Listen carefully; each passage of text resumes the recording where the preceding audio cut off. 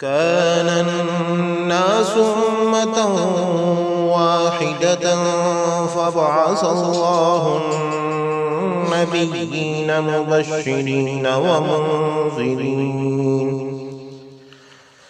وأنزل معهم الكتاب بالحق ليحكم بين الناس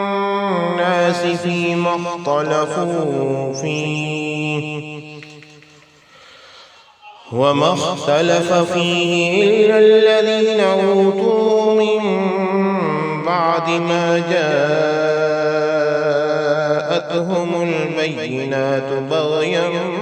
بينهم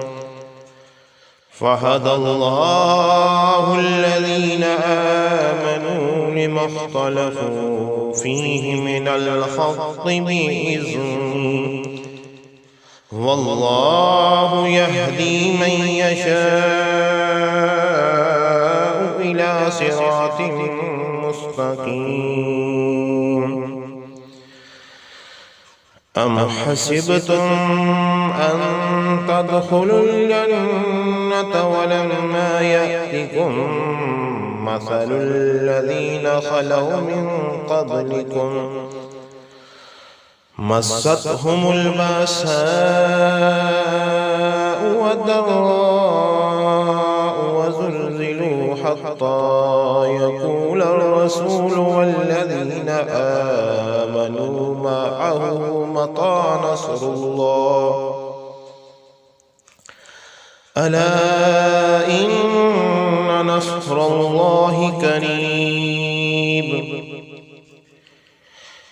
يسألونك ماذا ينفقون قل ما أنفقتم من خير فللوالدين والأقربين واليتامى والمساكين وابن السبيل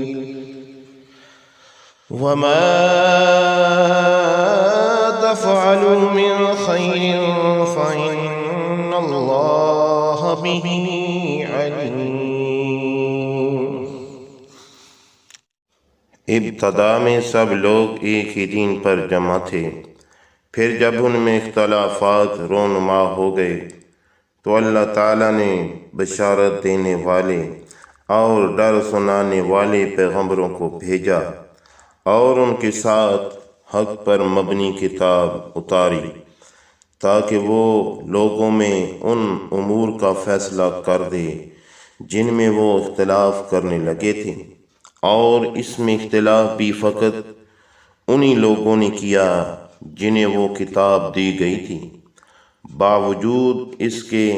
کہ ان کے پاس واضح نشانیاں آ چکی تھیں، اور انہوں نے یہ اختلاف بھی محض باہمی بغض و حسد کے باعث کیا۔ پھر اللہ تعالیٰ نے ایمان والوں کو اپنے حکم سے وہ حق کی بات سمجھا دی جس میں وہ اختلاف کرتے تھے، اور اللہ تعالیٰ جسے چاہتا ہے سیدھے راستے کی طرف ہدایت فرما دیتا ہے۔ کیا تم یہ گمان کرتے ہو کہ تم یوں ہی بلا آزمائش جنت میں داخل ہو جاؤ گے، حالانکہ تم پر تو ابھی ان لوگوں جیسی حالت ہی نہیں بیتی جو تم سے پہلے گزر چکے، انہیں تو طرح طرح کی سختیاں اور تکلیفیں پہنچیں، اور انہیں اس طرح ہلا ڈالا گیا کہ خود پیغمبر اور ان کے ایمان والے ساتھی بھی پکار اٹھے کہ اللہ تعالیٰ کی مدد کب آئے گی۔ آگاہ ہو جاؤ کہ بے شک اللہ تعالیٰ کی مدد قریب ہے۔ آپ سے پوچھتے ہیں کہ اللہ تعالیٰ کی راہ میں کیا خرچ کریں؟ فرما دیں جس قدر بھی مال خرچ کرو درست ہے، مگر اس کے حقدار تمہارے ماں باپ ہیں اور قریبی رشتہ دار ہیں اور یتیم ہیں اور محتاج ہیں اور مسافر ہیں، اور جو بھی نیکی تم کرتے ہو بے شک اللہ تعالیٰ اسے خوب جاننے والا ہے۔